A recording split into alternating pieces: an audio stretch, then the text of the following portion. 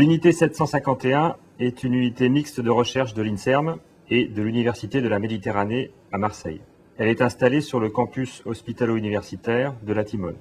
Elle se consacre à l'étude de l'épilepsie et de la cognition. Elle est dirigée par Patrick Chauvel et réunit deux équipes, l'une spécialisée dans l'épilepsie et l'autre dans la cognition.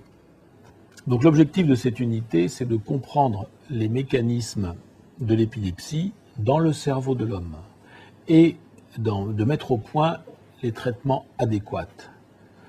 La zone épileptogène, c'est la région qui fait les crises. Ce n'est pas un foyer isolé dans un cerveau, c'est un réseau de neurones hypersynchrones et hyperexcitables qui va se manifester par des crises qui vont se propager dans ce cerveau dans les mêmes réseaux neuraux que ceux qui font notre cognition et notre comportement.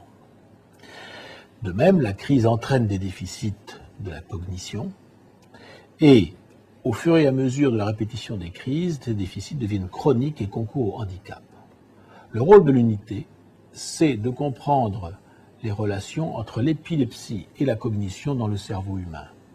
C'est d'étudier ces relations au niveau de l'homme lui-même à travers les investigations préchirurgicales des épilepsies, mais aussi de descendre de niveau jusqu'aux neurones qui va être étudié dans la partie neurobiologique de l'unité. En effet, l'approche, elle est à la fois clinique et fondamentale à travers les deux équipes qui, tant dans l'épilepsie que la cognition, comportent des chercheurs en biologie ou en physiologie et des chercheurs cliniciens. Donc cette unité bénéficie à la Timone d'un environnement exceptionnel, en particulier au point de vue de l'imagerie cérébrale et fonctionnelle, avec 3 IRM de recherche, une magnétoencéphalographie et aussi par la proximité entre le laboratoire de recherche et l'hôpital, où il y a une unité d'épileptologie dédiée à la chirurgie de l'épilepsie. Alors, les thématiques de recherche de l'équipe cognition sont centrées sur l'étude de la mémoire et du langage dans le cadre de la chirurgie d'épilepsie et de la maladie d'Alzheimer. Donc, nous étudions principalement le rôle des structures temporales internes dans la mémoire de reconnaissance verbale, visuelle, spatiale ou la mémoire autobiographique. Nous étudions aussi l'implication des différentes régions du lobe temporal dans la compréhension du langage et également le rôle de l'émotion dans les processus de mémoire.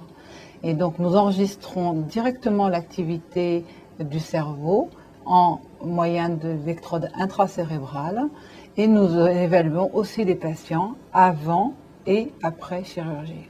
Notre but est d'essayer de comprendre comment et où sont générées les crises d'épilepsie, tant chez l'homme que chez l'animal. Pour répondre à ces questions, nous avons défini une stratégie multidisciplinaire qui associe morphologie, électrophysiologie et imagerie fonctionnelle. Notre stratégie de recherche va du plus intégré, c'est-à-dire du fonctionnement des réseaux de neurones in vivo, au plus microscopique, c'est-à-dire au niveau de la molécule, ce qui nous permet à terme, éventuellement, de proposer de nouvelles solutions thérapeutiques. Grâce à son insertion dans un programme chirurgical de l'épilepsie, cette unité est un modèle pour la recherche translationnelle, c'est-à-dire que toutes les données qui viennent de la neurobiologie peuvent être transférées vers la chirurgie de l'épilepsie et vice-versa. C'est-à-dire la chirurgie de l'épilepsie fournit un accès direct au cerveau humain, est aussi une sanction thérapeutique, c'est-à-dire que l'on peut évaluer immédiatement les résultats de nos approches. En même temps, elle fournit le tissu humain épileptogène au laboratoire de neurobiologie qui peut étudier directement les mécanismes des épilepsies humaines et les comparer aux modèles expérimentaux qui sont développés en parallèle. C'est en effet de la qualité de la modélisation que dépendront les progrès de demain dans l'épilepsie.